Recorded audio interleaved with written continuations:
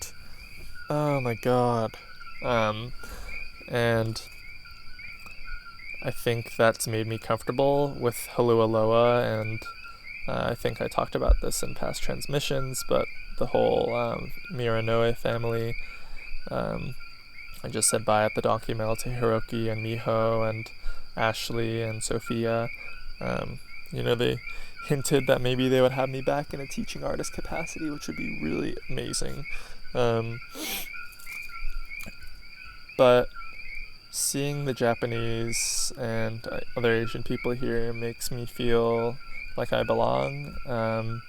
That and like it's cool also seeing them in a, I guess this is weird, but in a westernized way. Like it's not weird to just be a normal person that's Asian. Like you don't have to be a foreign person that's Asian.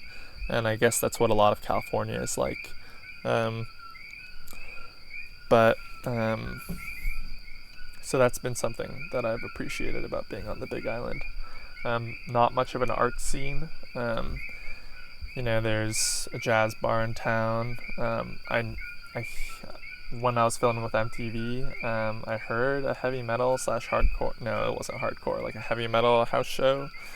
So that exists. There's apparently next door Larryland. Larry throws raves, but I've never gone to one, and I don't think he's thrown one since I've been here. And I feel like I'm distracted by keeping this in focus. I'll survive. But I feel like I want it to light my face, but I don't want it directly in my eyes. But it's hard to get just that right angle. So yeah, the music scene. There's an art collective in Hawi. There's obviously the artist community in Holualoa. Not much in terms of art and new media. I feel like if I stayed, that's something I would maybe want to try introducing at Donkey Mill. Maybe I should check the runtime of the camera. Okay, so we are at 22 minutes there. 22 minutes there. I'll check it just to be safe because I usually check it at 15 minutes. Maybe it's just literally the fact of bending that it can't be sharp. I mean, that's sharp. Ooh.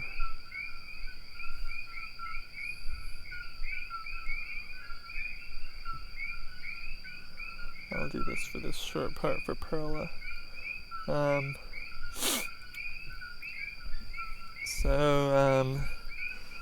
Maybe I should do the whole bod.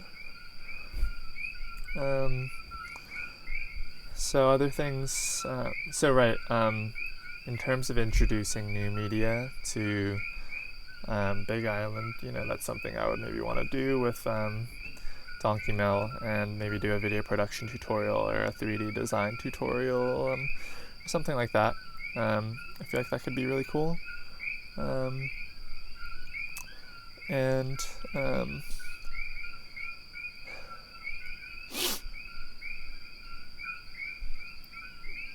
I guess this really is the last time that I'm gonna be back here.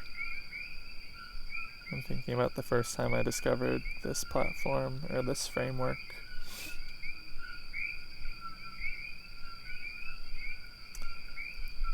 I feel like I've just been gabbing because I was nervous about setting everything up, but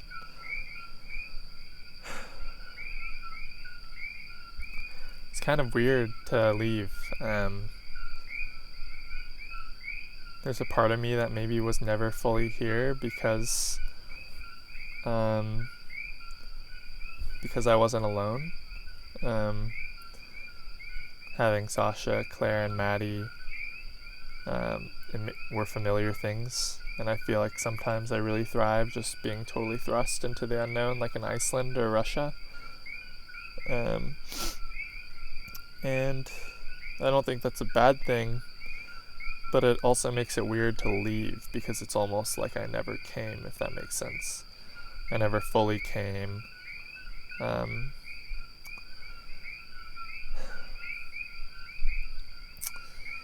I think it's the right time to go. And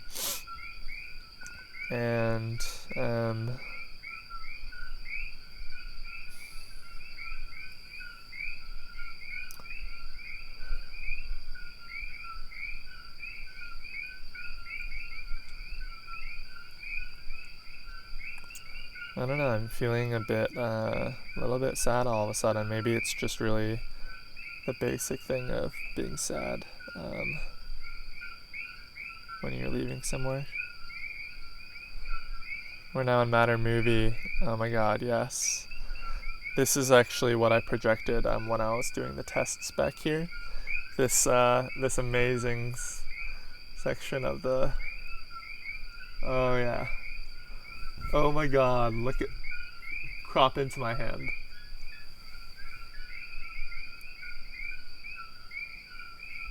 Do you see that? The warping? And how it bends when it comes to the contours.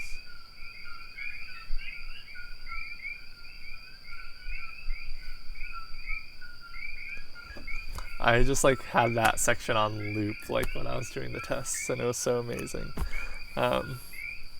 That makes me happy. It's nuts to see. I haven't done something like this where I've put all my videos together, or like a greatest hits type thing. Speeding it all up, it's even 30 minutes, so that's a lot of stuff. I didn't even put Angel Hill in here because I felt like it didn't match in terms of the color palette and the brightness required for this kind of outdoor shooting scenario.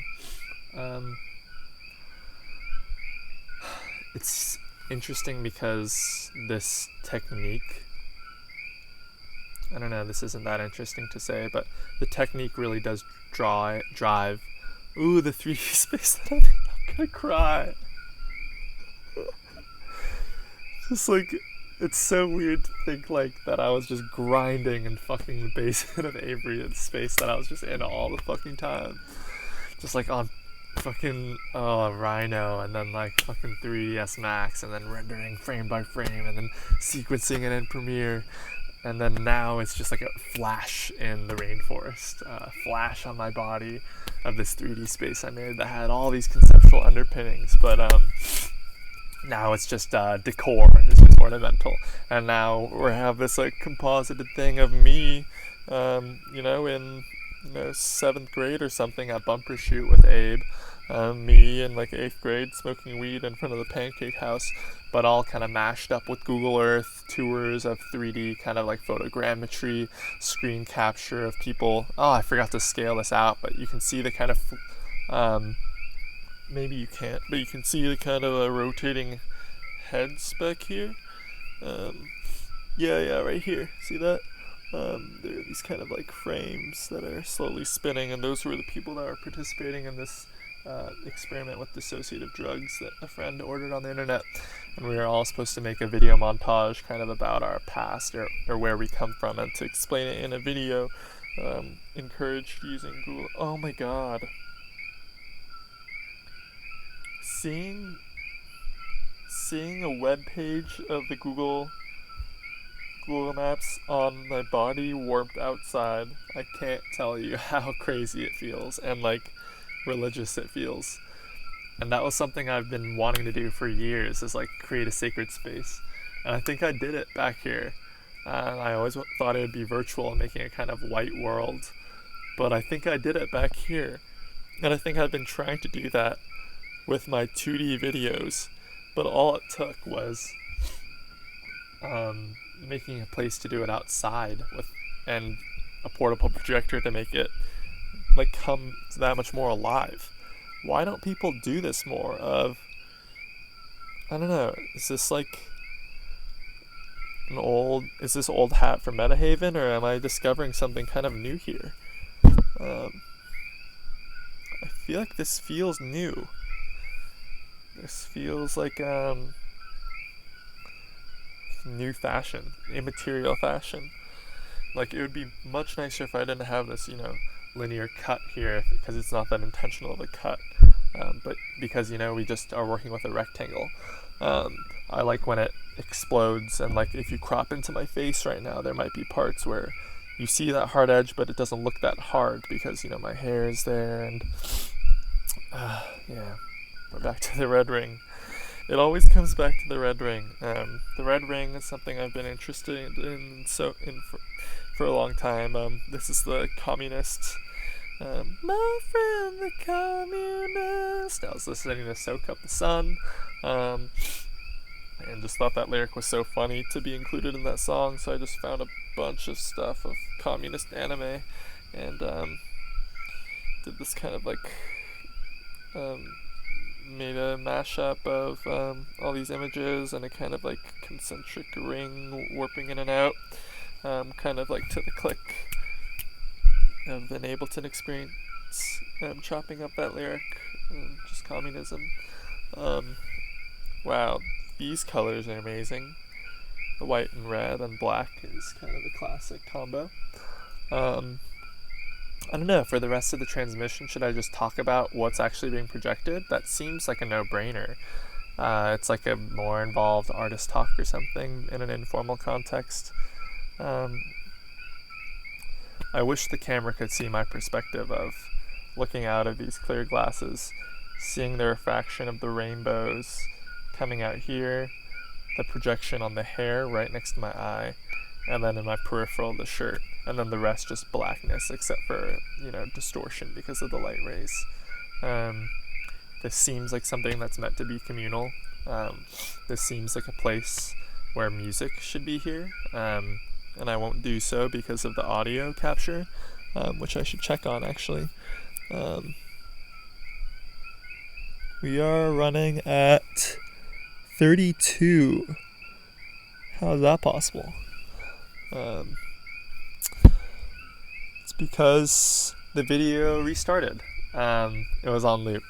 So I guess that's my cue to go. I wish I could sit here all night and talk about my work, but you know, maybe I'll cut it here for everyone, and then I'll talk a bit more since I already have everything set up about some of the projects, just for my own. I've never really talked out loud about them. I feel like I always do artist statements or just post an Instagram or Facebook status about it. And I'll just kind of zip through things really quick. So this is Ryan Farish. So Ryan Farish is a positive chill out artist that Sean and I heard in a sandwich place in Chicago, and he makes kind of new age royalty free music, but I mashed it up with this kind of like data moshing software, and to make this kind of like pink like pulsing geometry, and angel wings obviously, and so I mashed up Doing It by Charlie XCX and Living Water, I think it is, by Ryan Farish, because they followed a similar chord progression, and it just matched up in my head, and I made these visuals for it. The kind of pink and white world. It's very, you know, the kind of angelic new age thing that I've been doing. Let's scroll ahead a bit. This is from Hatsune Miku Dancing. I'm in my short film / paper Matter movie, which was published in the first Journal of Art Criticism volume. Now we're in, and that was, you know, about falling in love with anime characters, done in Marilyn Ivy's class, The Anime Effect, Contemporary Cultures, or Virtual Cultures in Contemporary Japan. Now our visuals from Pop 50, some of them came from Pop 40, a queer pop party that I threw in Brooklyn, some Rating Diamonds, some kind of stock, you know, YouTube, green screen stuff, wearing Pop 50, some doves, you know, just kind of like pretty stuff. Let's cut forward, some stuff from the QT film, a little nod for the actual true PC heads. Ooh, that is amazing, from The Island, the film. There's a scene there where it's like they're in this kind of like vapor lounge, with all these flashing, colorful, bent walls, aquarium type things. Still some more Pop 50 effects, some contemporary video artists. Oh, I hate the player symbol at the bottom. Oh, this is some stuff from, these are Broken Spear visuals that I prepared for my Transpico show, but the projector was kind of wonky, and it wasn't great.